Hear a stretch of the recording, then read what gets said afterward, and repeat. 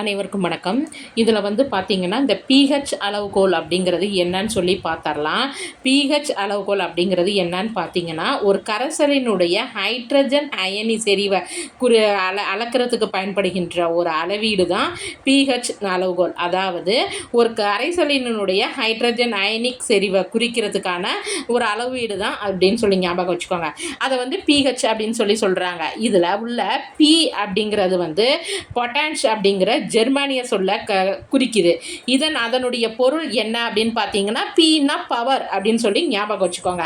இதை முதல்ல யார் சொன்னாங்க அப்படின்னு சொல்லி பார்த்தீங்கன்னா, டென்மார்க்கை சேர்ந்த உயிர் வேதியியல் அறிஞர் SPL சாரன்சன் அப்படிங்கிறவரை 1909 என்ன பண்ணுறாங்கன்னா, இதை முன்மொழிகிறாங்க. அப்போ pH அளவீடுங்கிறது எவ்வளோ இருக்கும் அப்படின்னு சொல்லி பார்த்தீங்கன்னா, 0லேருந்து 14 வரைக்கும் இருக்கும். அப்போ இந்த pH அளவீடை கொண்டு தான் நம்ம சரி நம்ம கேட்கலாம், இது எதுக்கு நம்ம தெரிஞ்சுக்கணும் அப்படின்னு சொல்லிட்டு. இந்த pH அளவீடை வச்சுக்கிட்டு தான் ஒரு கரைசலானது ஒன்று அமிலமா, அதாவது ஒரு பொருள்னு எடுத்துக்கிட்டோம்னா அது அமிலமா, காரமா, இல்லை நடுவுநிலை தன்மை உடையதாக உள்ளதா அப்படின்னு சொல்லிட்டு பார்க்கணும். அதேமாரி அமிலங்களினுடைய pH கார மதிப்பு 7ஐ விட குறைவாக இருக்கும். காரங்களினுடைய pH மதிப்புங்கிறது 7ஐ விட அதிகமாக இருக்கும். நடுநிலை கரைசல்களினுடைய pH மதிப்பு 7க்கு சமமாக இருக்கும். இப்போ இந்த அட்டவணையில் சில pH மதிப்புகளை பற்றி நம்ம பார்க்கலாம். அதாவது பொதுவான அமிலங்கள் HCl அதனுடைய 4% அதனுடைய pH மதிப்பு பார்த்தீங்கன்னா 0. வயிற்றில் உள்ள அமிலம், அதாவது நம்ம இரைப்பையினுடைய அமிலத்தினுடைய pH மதிப்பு 1. அதேமாரி எலுமிச்சை சாறினுடைய pH மதிப்பு 2. வினிகர்ங்கிற அசிட்டிக் அமிலத்தினுடைய pH மதிப்பு 3.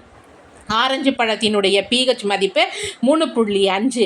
சோடா நீர் திராட்சையினுடைய அமிலத்தினுடைய pH மதிப்பு 4. புளித்த பாலினுடைய இது 4.5.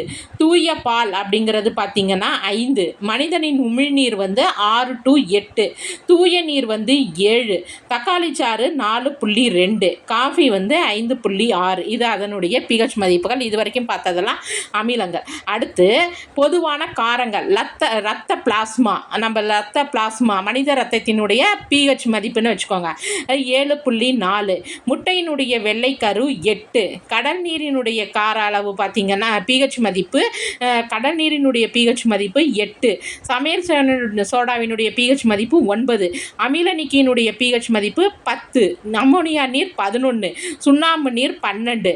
வடிகால் சுத்தமாக்கும் பொருட்கள் 13. எரிசோடா அப்படிங்கிறது பார்த்திங்கன்னா 14. மெக்னீசிய பால்மம் 10. இதை என்ன பண்ணுறீங்கன்னா, நீங்கள் அந்த பொதுவான அமிலங்கள் காரங்கள்னு சொல்லியிருக்கிறாங்கல்ல, அது எல்லாத்தையும் நீங்கள் அப்படியே வரிசை மாறாமல் மனப்பாடம் பண்ணிக்கோங்க. மனப்பாடம் பண்ணிக்கிட்டு அந்த pH மதிப்பு எல்லாமே பார்த்தீங்கன்னா 1/1 ஏறுமுகமாகவே தான் இருக்கும். பார்த்தீங்கன்னா 1, 2, 3, 3.5, 4, 4.5 அப்படி தான் இருக்கும். அதேமாரி இந்த பக்கம் பார்த்தீங்கன்னா காரங்களுக்கு 8, 8, 9, 10, 10 அப்படிங்கிற மாரி தான். மெக்னீசியா பால்மத்தெல்லாம் மேலேயே நீங்கள் கொண்டு பண்ணி வைக்கலாம். அதனால் அந்த வரிசையை நீங்கள் மாறாமல் படிச்சுக்கிட்டிங்கன்னா அதன் மதிப்பு நமக்கு ஈஸியாக தெரிஞ்சிடும். நன்றி, வணக்கம்.